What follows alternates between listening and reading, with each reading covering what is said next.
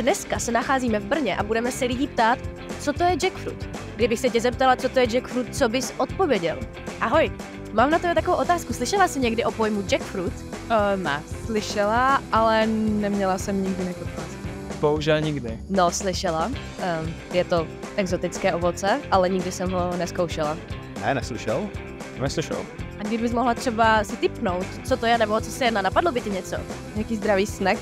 Asi? Co z ovoce? Co byste si tipnul, že by to mohlo být? No nějaký exotický ovoce? Nějaké ovoce, sušený.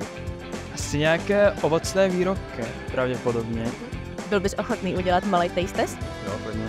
Jdeš do taste testu? Jdu. Budete do toho s náma a ochutnáte?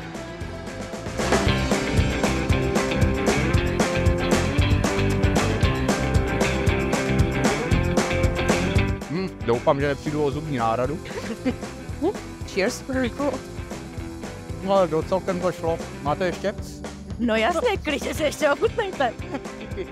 A chutná to jak sušené banány. Ale myslím, že to úplně není ono. Že v tom jsou kousky citrusu, mě to připomíná. Jako docela mi to asi i chutná. Asi ten pocit, že je to zdravější, je dobrý. Asi bych si to jako spíš koupila filmu třeba večer. Večernímu filmečku bych si to asi dal, je to dobré. Dáte si ještě? Takže kdybychom ti mohli nabídnout celý balíček zdarma, vzal bys si ho, nebo bys to zdvojnásobila a poslal někomu dál? Klidně bych se ho vzal. Paráda, tak je tvůj? Děkuju. Paráda, tak je to vaše. Tak takhle nám odpovědělo Brno. A jak bys nám odpověděl ty? Dej nám vědět do komentářů.